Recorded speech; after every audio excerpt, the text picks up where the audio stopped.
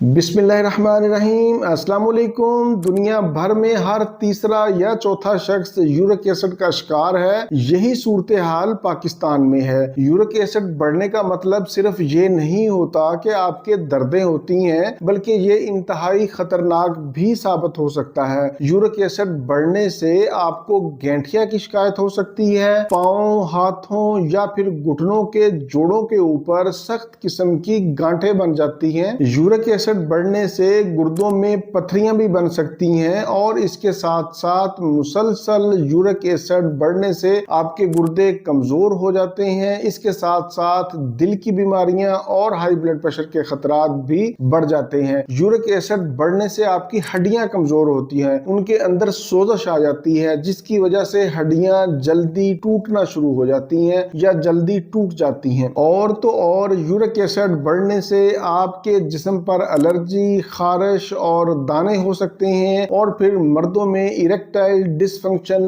भी इसकी एक अहम वजह है। इसलिए यूरिक एसिड को कभी भी मामूली ना समझें, इसकी फौरी तशखीस करवाएं और तशखीस करवाने के बाद इसका इलाज शुरू करें। इसकी अहम अलामात में यही है कि छोटे जोड़ों में दर्द होता है, जैसे पाँव का अंगूठा या फिर एड़ी में दर्द होता है, पेशाब के अंदर जलन होती है, थकन और थकावट का एहसास होता है। खास तौर पर सुबह के वक्त जब सोकर उठते हैं तो उठा नहीं जाता, हालांकि फ्रेश उठना चाहिए, लेकिन जैसे जैसे आप हरकत करेंगे, चले फिरेंगे तो आपकी तबीयत बेहतर होना शुरू हो जाती है। इसकी मजीद तसल्ली के लिए आप इसका एक छोटा सा ब्लड टेस्ट करवा लें, उसमें सारी बात क्लियर हो जाएगी कि आपको यूरिक एसिड है या नहीं है या फिर कितना है। ये तो थी इसकी अलामात। अब हम देखते हैं कि इसकी वजूहात कौन सी हैं, ये क्यों बढ़ता है। ज्यादा गोश्त का इस्तेमाल, प्रोटीन वाली अशिया का ज्यादा इस्तेमाल करना, सॉफ्ट ड्रिंक्स, पालक, चिकनाई वाली अशिया या फिर बेकरी की अशिया का ज्यादा इस्तेमाल करना, शराब नोशी, बहुत ज्यादा जहनी टेंशन और डिप्रेशन की वजह से भी यूरिक एसिड बढ़ जाता है। अगर आपकी नींद पूरी नहीं होती, आपकी नींद कम है, तो इससे भी यूरिक एसिड बढ़ सकता है। अब हम चलते हैं इलाज की तरफ। हमेशा की तरह सबसे पहले मैं आपको घरेलू इलाज बताऊंगा और फिर उसके बाद होम्योपैथिक नुस्खा बताऊंगा। घरेलू इलाज बताने का मकसद ये होता है कि हमारे बहुत सारे लोग देहातों में रहते हैं, दूर दराज इलाकों में रहते हैं, उनकी रसाई दवाइयों तक नहीं होती या बहुत सारे लोग दवाई अफोर्ड नहीं कर सकते, तो उनके लिए मैं देसी नुस्खा जात बताता हूं। और ये देसी नुस्खा जात आज भी उतने ही मुअस्सर हैं जितने आज से 100 साल पहले थे। बात सिर्फ